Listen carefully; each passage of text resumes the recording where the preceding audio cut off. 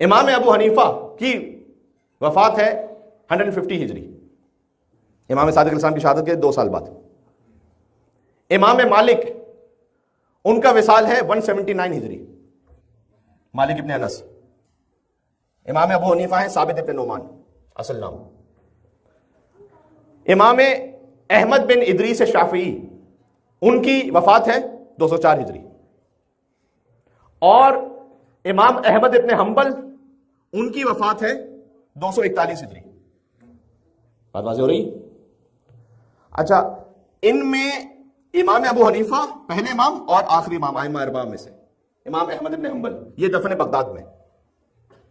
इमाम शाफी दफन काहिरा में, कायरो, लिहाजा जो मिस्र के और अफ्रीका के अहबाब वजारत शाफी हैं। और इमाम मालिक वो दफन है मदीना में, बल्कि जन्नतुल बकी में। इमाम मालिक का ये फतवा है, जरा गौर कीजिएगा, इमाम मालिक का ये फतवा है कि आप नमाज जब पढ़ेंगे ना तो बस्तुल यदैन, हाथ खोल के नमाज पढ़ेंगे। इसलिए फ़िक़्ह मालिकी पर अमल करने वाले अफराद हाथ खोल के नमाज पढ़ते हैं, खाने काबा में भी। उनकी दलील जानते हैं क्या है? उनकी दलील यह है कि मैंने कहा ना भी जन्नतुल बकी में मदफून है, तो वो ये कहते हैं कि चूंकि मेरी जिंदगी मदीना ही में गुजरी और मैं अहले मदीना से हूं, लिहाजा मैं मदीना वालों के तरीके को जानता हूं।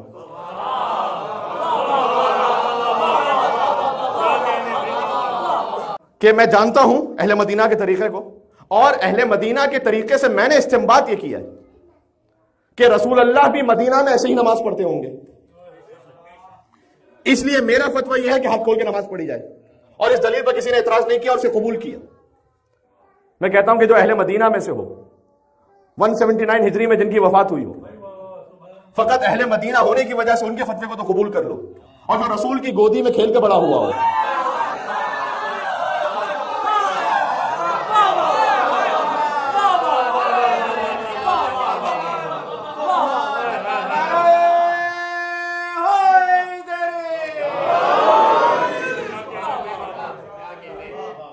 क्या उनका कौल सुन्नत रसूल के लिए एक्सेप्ट नहीं करोगे? क्या हुसैन इब्न अली का कहा हुआ सुन्नत रसूल नहीं है? बेशक है। क्या नफ्स रसूल अली इब्न अबी तालिब का कहा हुआ सुन्नत रसूल नहीं है? बेशक है। क्या इमाम जाफर सादिक अलैहिस्सलाम का कहा हुआ सुन्नत रसूल नहीं है? बेशक है। इसलिए है कि मैंने कहा इमाम अबू हनीफा 150 हिजरी में वफात है, 129 हिजरी में इमाम मालिक है, और उसके बाद 241 में इमाम शाफी, इमाम अहमद इब्न हंबल है।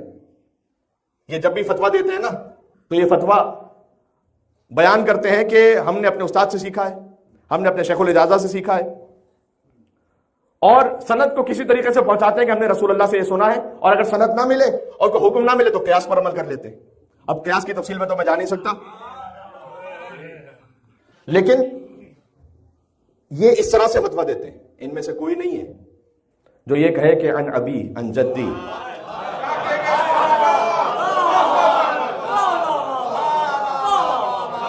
ये बात थोड़ा सा सत्य उम्मी से बुलंद हो गई, मेरे साथ रहिएगा।